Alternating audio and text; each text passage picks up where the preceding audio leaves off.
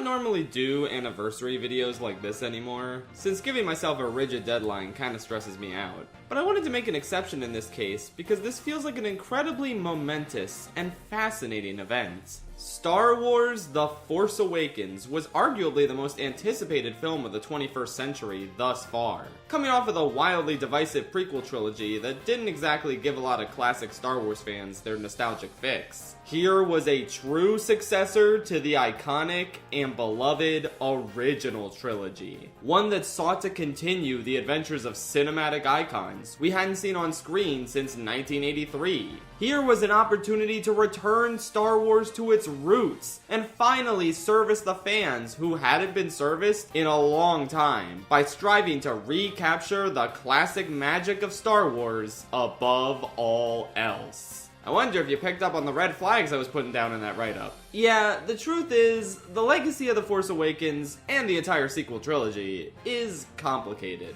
These are films that started out generally pretty liked by the vast majority of the fan base, only to now be just as divisive as the prequels were in their day. While the prequels are currently living it up in the lap of luxury, since they've largely been redeemed in the eyes of the general public. Much of the reason the sequel trilogy is derided to this day is due to the final two installments, The Last Jedi and The Rise of Skywalker, since they follow up on the narrative threads laid out by The Force Awakens in somewhat unpopular ways. Everyone pretty much traces the source of this trilogy's issues back to the fact that they didn't have a plan for how the narrative would unfold when they embarked on the endeavor of making them. But that begs the question.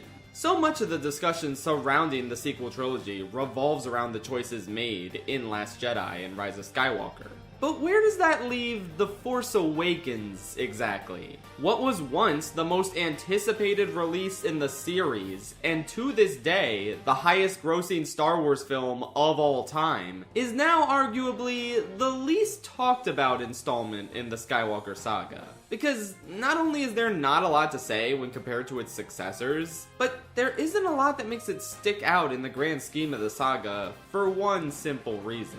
By design, it is the most derivative Star Wars film. I still say the people who call this a shot-for-shot remake of A New Hope are straight up wrong. It obviously switches a lot of elements around, but it is the only beat-for-beat remake of a previous installment. While this frustrated a few fans at the time, others, such as myself, acknowledged that this was a more than reasonable way of just laying the groundwork for a new era with new protagonists. And the next installment could take things in a more unique direction. Boy, did it ever! But now that we've seen the full trajectory of the sequel trilogy, and now that a lot of the mysterious questions The Force Awakens initially raised were answered in rather unpopular manners, what's left for The Force Awakens now? What does this movie have after 10 years? Well, that's the question I'd like to answer today. Divorced from the context of it being the well-publicized return to form for the Star Wars series a decade ago, does The Force Awakens hold up nowadays? Like, at all? To answer that, I want to briefly ignore the larger implications this has as a piece of the Star Wars saga, and just ask for a second here, is this a good movie? Like, on its own, how does it hold up from a writing, acting, directorial, etc. perspective? Well, before I answer that, I'm just kinda bummed at how expensive going to the movies is now. They were so much cheaper 10 years ago! Everything was so much cheaper 10 years ago! Personally, I'm trying to find new ways to save money and optimize my spending. Not sure if anyone can relate to that. If you can, then today's sponsor, Rocket Money, is here to help. Rocket Money is an easy-to-use app that helps you save more and manage your money better. As someone who has trouble staying on top of managing my finances, Rocket Money makes it simple by providing a single, high-level view of my finances. I don't have to log into several accounts anymore just to stay up to date. It's all thanks to Rocket Money's great bird's-eye view of your finances in a single app, with both high-level and in-depth account insights. And don't even get me started on all those free trials I forgot to cancel before I got billed. Luckily, Rocket Money is a great way to stay on top of the subscriptions I have, and it can help cancel them with just a few taps. It saves a lot of time and hassle of canceling them myself. Go to rocketmoney.com/jfrillis to start your free premium trial. You can also scan the QR code or click the link in the description. That's rocketmoney.com/jfrillis. Now back to whatever I was talking about. I don't remember, it's been 10 years. Well, I'm gonna be totally honest, you guys. I still kinda like The Force Awakens. It has problems, don't worry, I will do some complaining later on. But I think, as a movie, there is just this undeniable charm to it that The Last Jedi and The Rise of Skywalker didn't really replicate. And I think that all comes down to the characters and their chemistry. Rewatching this movie and really paying attention to elements that weren't just the water or how red it is, really reminded me how refreshingly human it feels. The way Finn and Poe play off of each other in the TIE Fighter, or how Finn and Rey interact and bond with each other as they escape Jakku, or how Finn and Han play off of each other. You know what?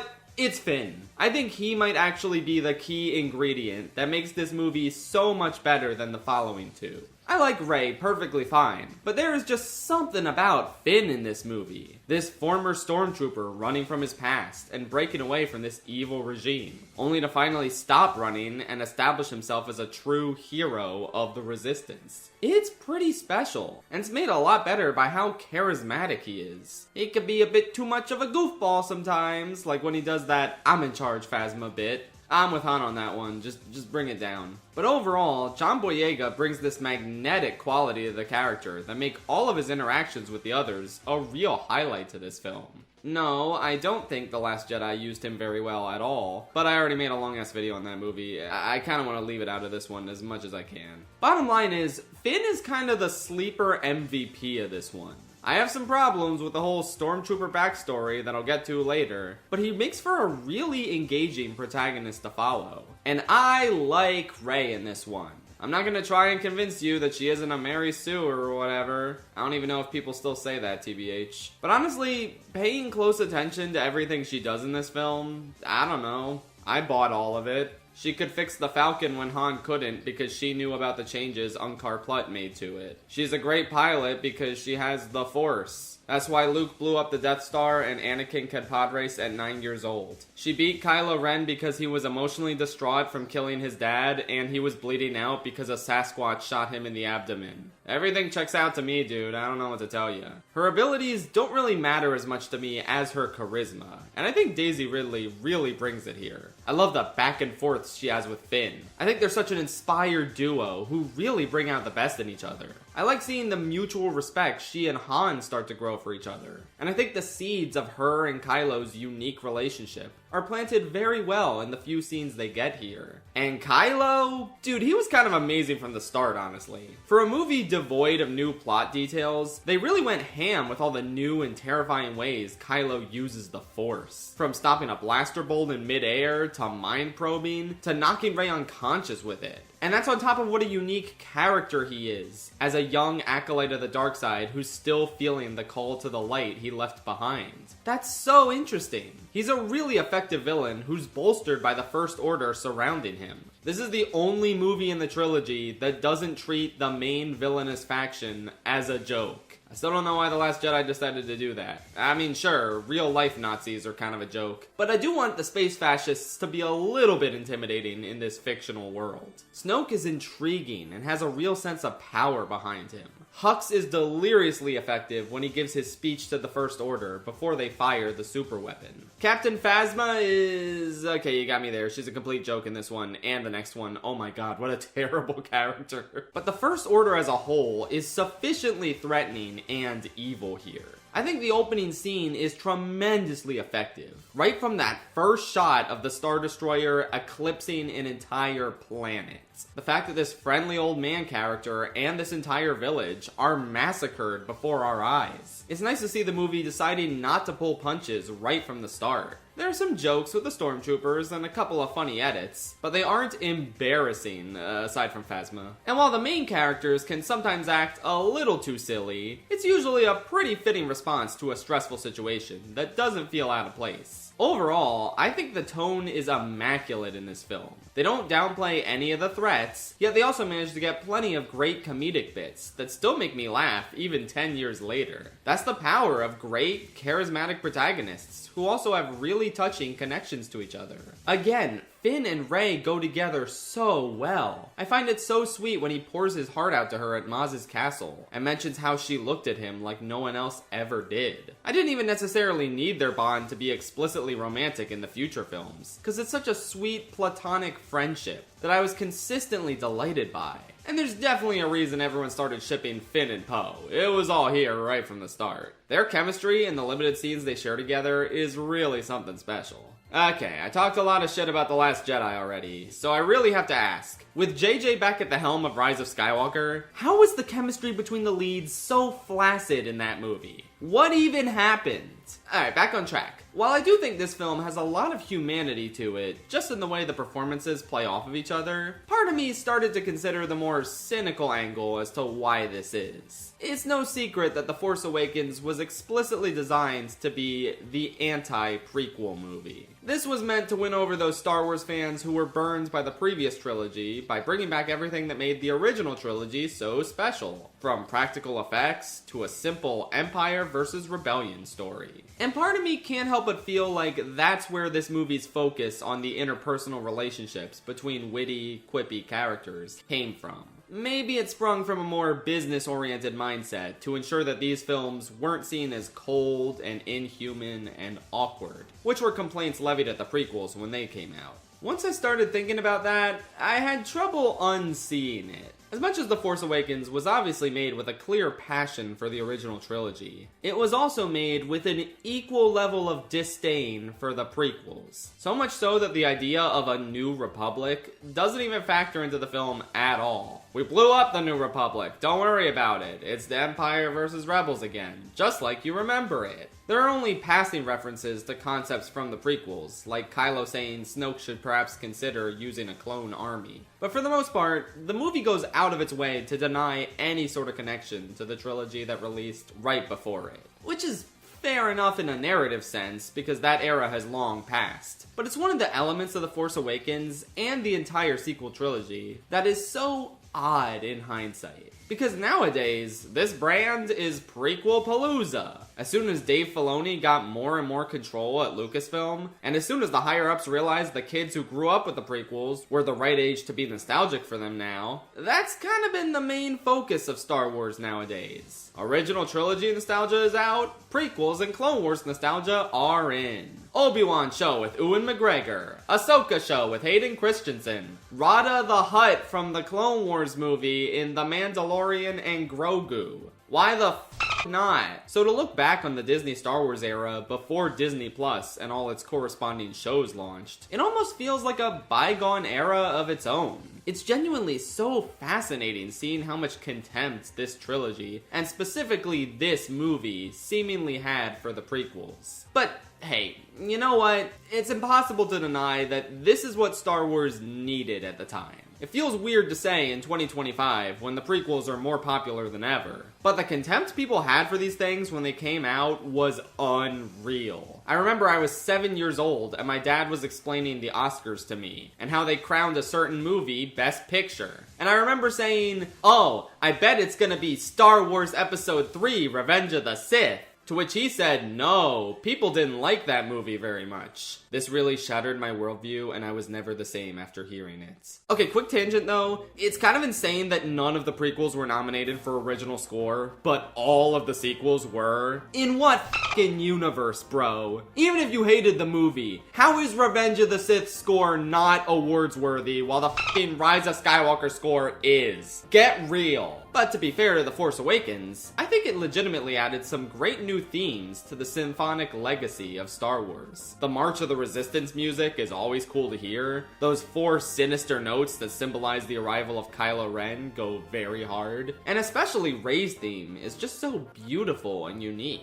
I had never really heard anything like it in Star Wars, and it stuck out in my mind long after I had seen the film. I think this is the only John Williams nomination for the sequel trilogy that was justified. Speaking of which, I also think it's really inspired that in addition to nominations for sound mixing, sound editing, and visual effects, this movie got into the Best Film Editing category at the Oscars. Usually they just fill this category up with Best Picture nominees and call it a day, regardless of how actually special the editing was. But I'm really glad The Force Awakens got in here because this movie is so damn well edited. I know most people don't really pay attention to that sort of thing, but as a YouTube pooper, good editing is my jam. There's a great rhythm to the cuts here, from the way a door shutters only to cut to another door opening in a seamless transition, to Kylo asking, "What girl?" as sparks shoot out behind him, only for us to cut to Rey fixing the Falcon in a very precarious situation. The sharp, snappy edits really make the film feel even more alive.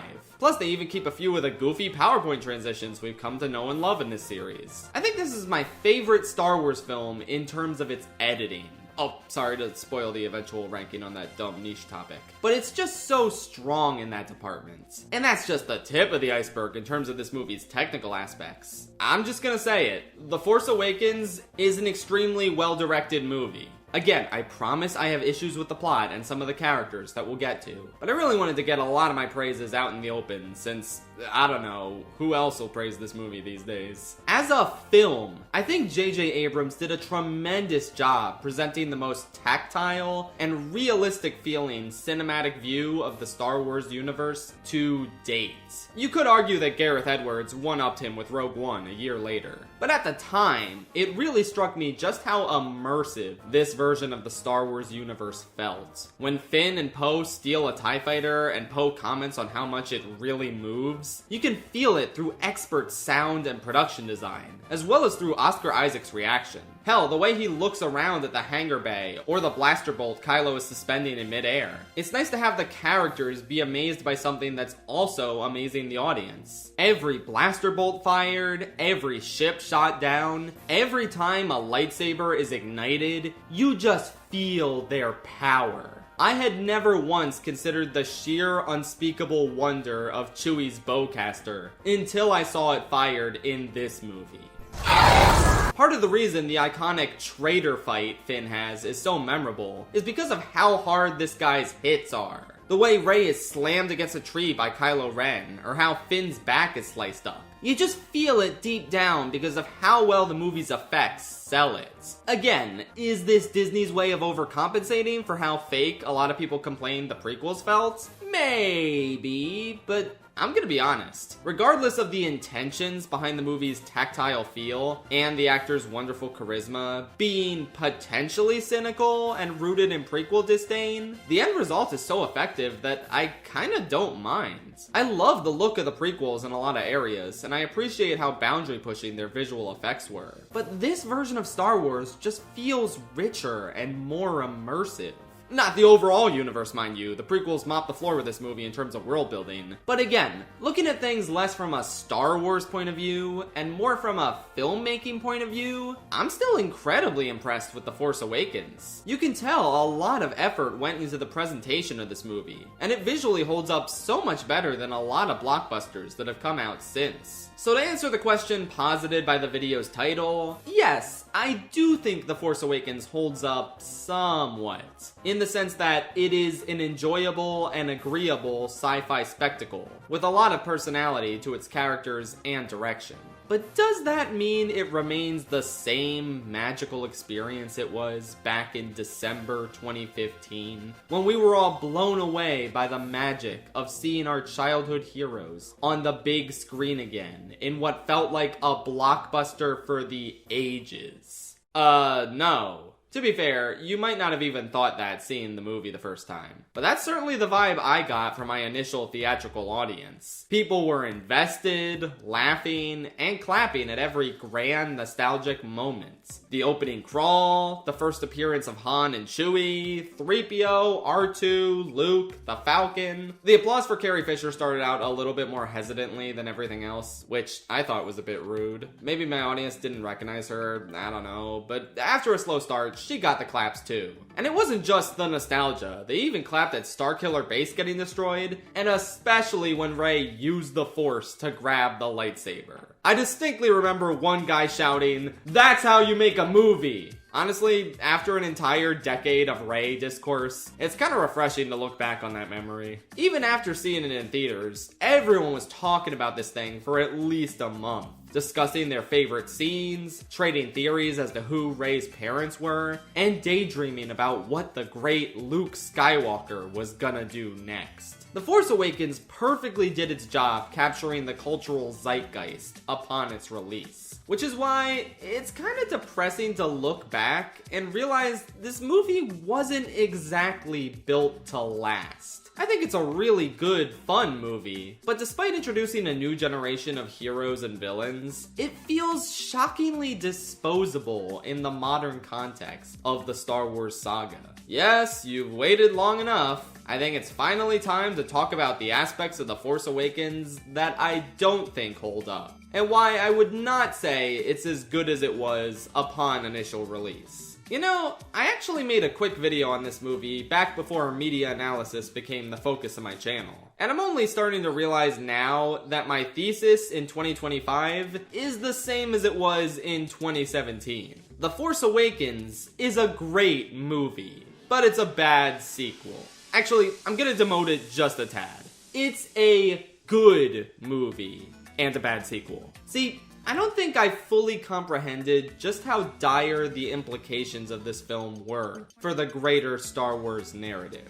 At the time, I kinda shrugged off the New Hope comparison because I liked the characters in this new film, and they made it feel fresh. But now, I kinda just have to face the facts and realize that The Force Awakens doomed the post-Return of the Jedi narrative. By presenting a universe 30 years later where everything was more or less the same as where we left off, we essentially closed this entire 30-year period off from making any meaningful changes to the status quo. What's gonna happen in that Ahsoka show with Grand Admiral Thrawn mounting a comeback for the Empire? Oh, it doesn't really matter. He'll be gone, Ahsoka will be gone, and the Empire will just come back in the form of the First Order since somehow Palpatine returned.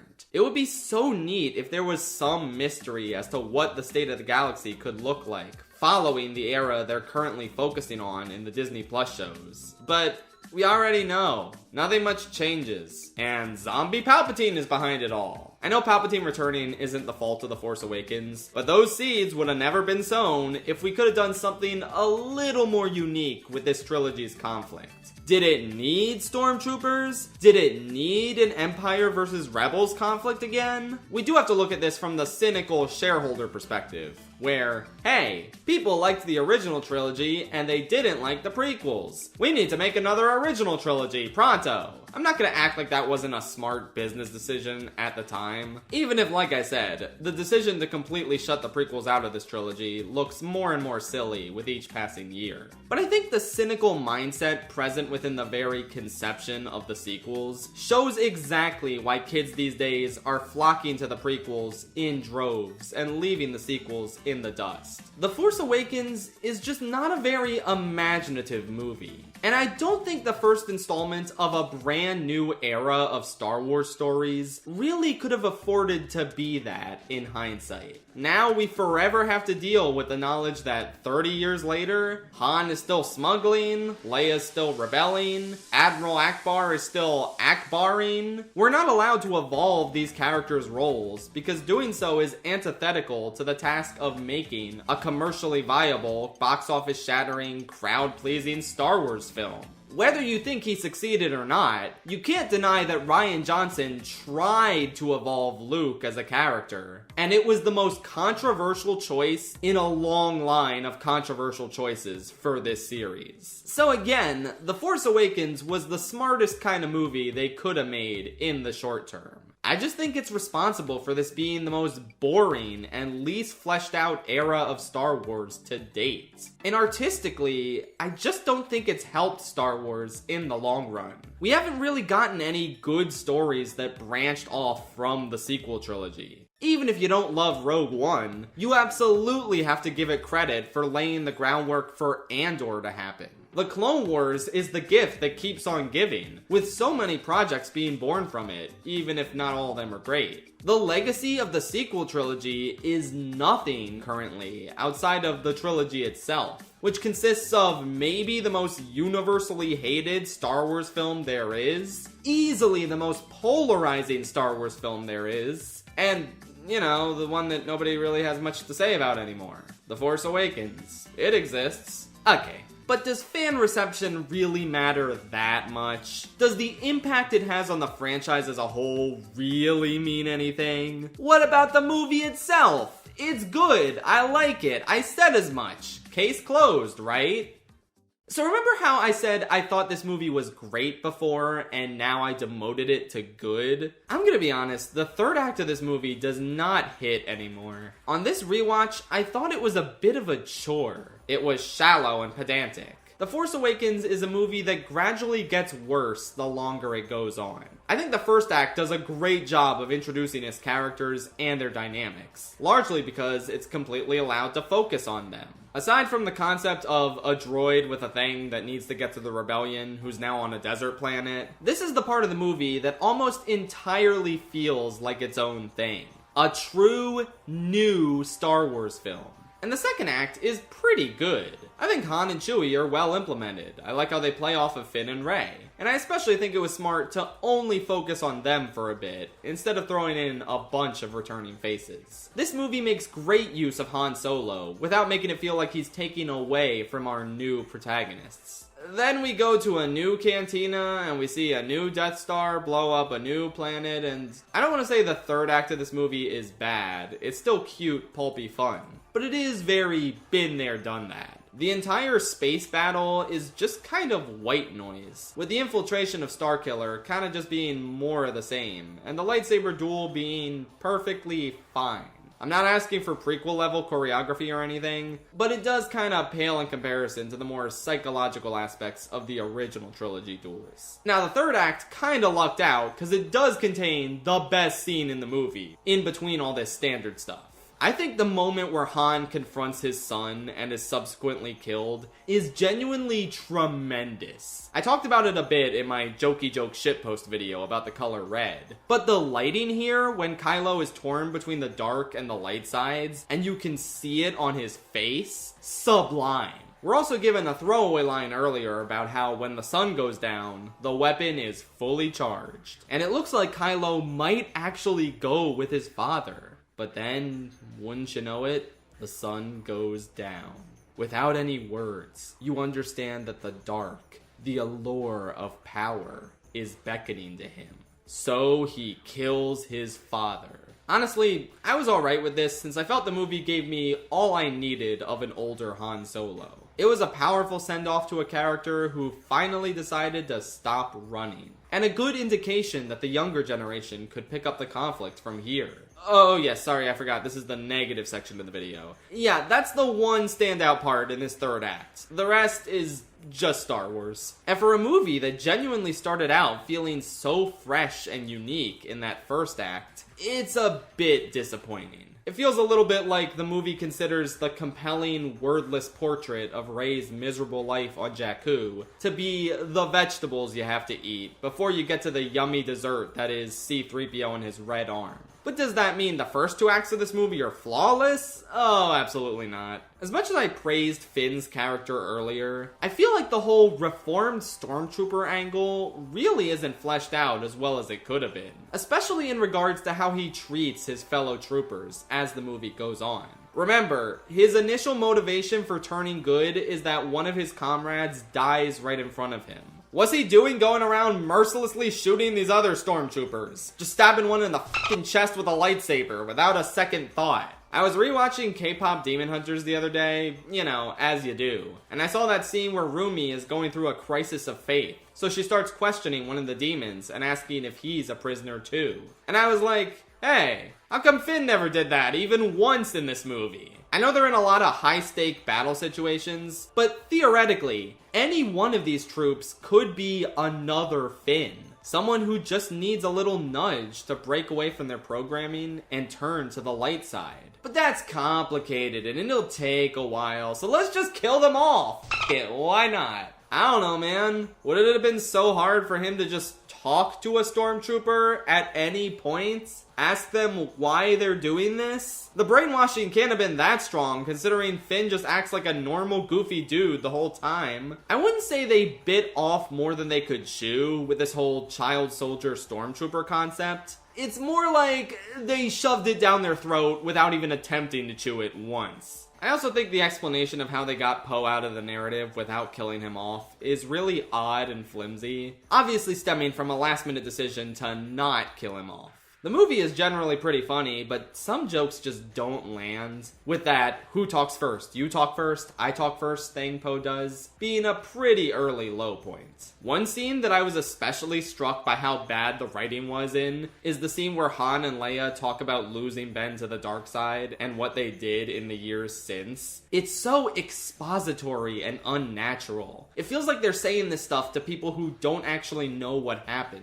And then Leia chimes in with, "It was Snoke. He seduced our son to the dark side." I don't know, that just sounds like a prequel line to me. It comes across as really silly hearing the name Snoke come out of Leia's mouth. Like, how is she on a first name basis with this guy? There are other small details here and there I could talk about, like why did they bring BB-8 into the castle instead of just leaving him on the ship? But I don't really want to be one of those YouTubers who complains about every little thing, like how Han forgot his keys in the Falcon or whatever. I think when we're looking at the big picture of The Force Awakens, it's an enjoyable, if notably flawed, film in its own right that really worked at the time it came out, and still manages to be a pretty fun watch to this day. You might be wondering if I think the mystery box elements in this movie being paid off by all that bullshit The Rise of Skywalker cooked up means that this film is now soured as a result. But I think it still works in spite of that. The mystery is kind of just the icing here. It's still a self-contained movie with a beginning, middle, and end that just leaves opportunities for certain questions to be answered in the future.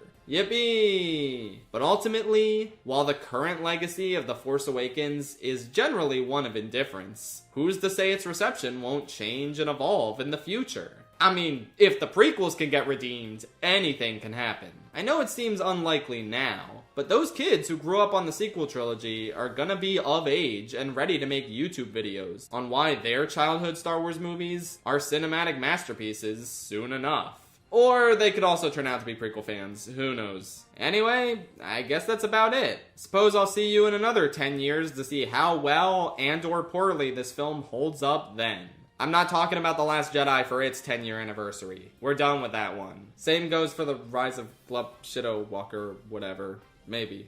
We'll see. Good night, Tri-State Galaxy.